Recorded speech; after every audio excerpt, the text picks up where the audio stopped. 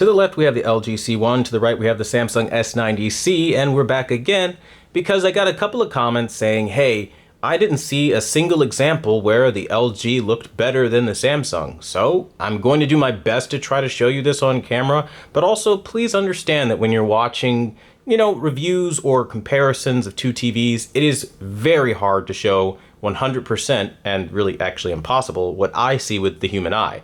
So you're going to have to listen to the commentary because trust me, I wouldn't say it if it's not true. I'm not selling anything, right? I mean, come on, let's be real here. LG C1 isn't even on the market anymore. It would make more sense if I was trying to sell something to pump up the Samsung S90C, tell you it's the best thing since sliced bread like every other reviewer does, slap an affiliate link so that you click on it and I get a commission. If I'm telling you the C1 that's discontinued is better, maybe go with that because I'm trying to help you out and kind of push you in the direction of if you find one used or whatever the case may be, you can actually get better. I'm just saying. But that out of the way, let's talk about where it's better. So as I mentioned, WOLED's biggest benefit is the color blue, right? Not to say that Samsung's not, capable of producing the color blue, but it's definitely not as nice as what we have on the LG. Now, again, I must say this, I don't know what the camera is going to show you, but I think it might show you some kind of realistic approach to rendering the image like in scenes like this. If it doesn't, I'll just describe what's happening. Essentially, Samsung is all one shade of blue that is not correct, right? Like you're underwater, you're not gonna look like an iceberg. Like it just looks really cool. Like I don't know how to describe even that shade of blue. It's just way off. It's just that is not the shade of blue that you use. It's like sub-zero blue, but you go over to the LG to the left and it's actually ocean blue, and you can actually see the little bits of cyan that reflect and look more like sun shining through the ocean, right?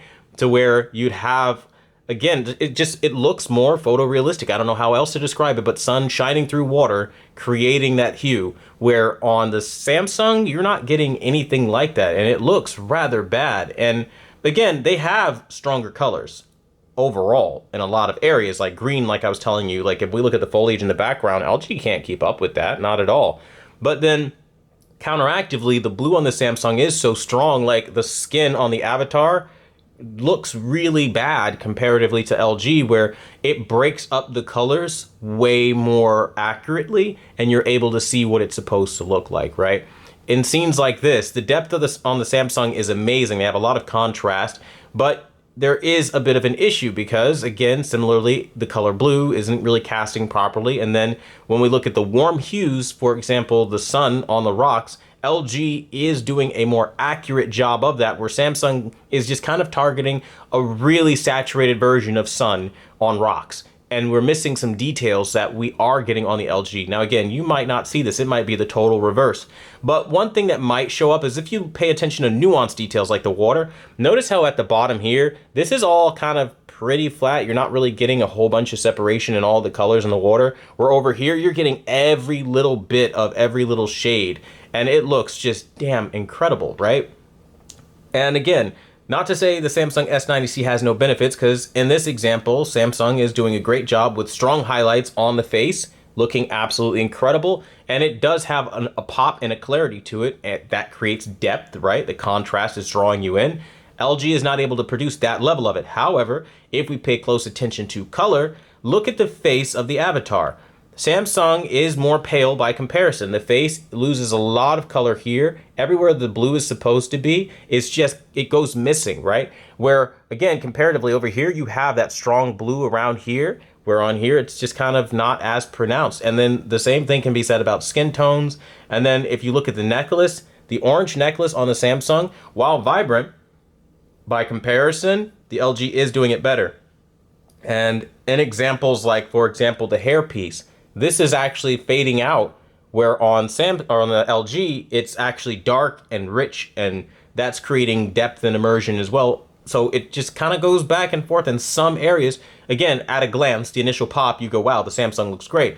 Again, it's not like you have to sit here and discern every little detail, right? Like, you'll notice that the LG is better almost immediately when you get to colors like blue. Like, that is not something you were gonna have to sit here and guess and try to like walk backwards and figure out.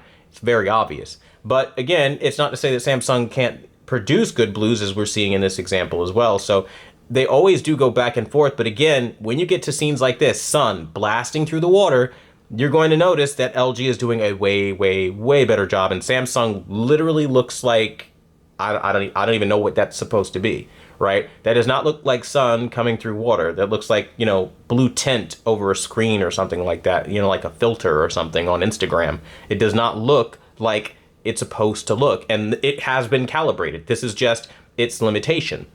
So that's why when I was telling you the LG is doing a phenomenal job, and I gave the win ultimately to the LG, is because you have to understand LG doesn't have quantum dots, and it's able to produce wider accuracy in some areas, like examples like blue and purples and things like that I was showing you guys, because that's just how it goes down, right? The LG C1 is a champion of a TV. Not to say that the Samsung is a bad TV, not by any means, but again, when you get to certain scenes, you miss that clarity. Like the water in this scene on the LG is like absolutely freaking ridiculous, and I feel like I'm in a mythical land and I want to be there.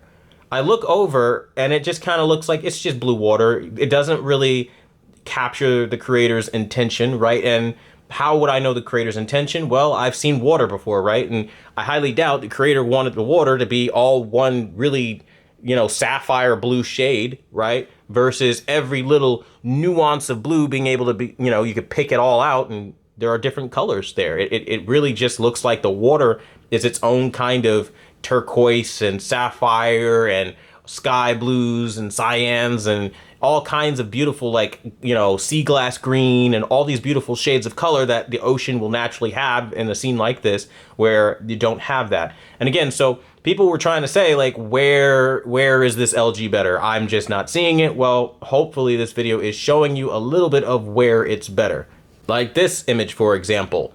Yes, Samsung has stronger highlights, but at the same time, their colors are crap comparatively to the LG C1 in every way, shape, and or form. And if you're watching Avatar, you know, you don't want them to be all sapphire blue like that, to where that's the only real color that you have.